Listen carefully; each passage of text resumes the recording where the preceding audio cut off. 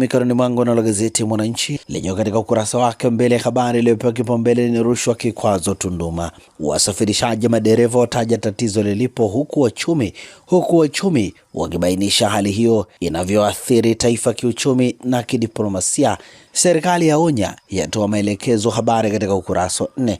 Nukuu ya Profesa Benedict Mungula: kwa taifa linalojipambanua kama lango la biashara kwa nchi zisizo na bandari, msongamano wa muda mrefu Tunduma unadhoofisha hadhi hiyo na kuibua mashaka kwa wafanyabiashara wa kikanda.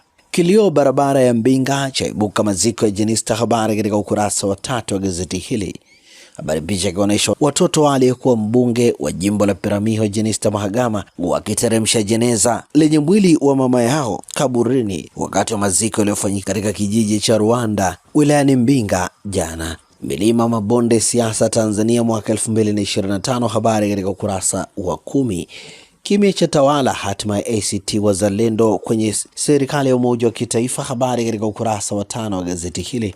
Lakini pia gazeti hili limeandika ubomoaji holela wa jengo Kariakoo wazua taharuki, habari katika ukurasa wa 9, na hivi ndivyo ambavyo limeandika gazeti Mwananchi katika ukurasa wake mbele.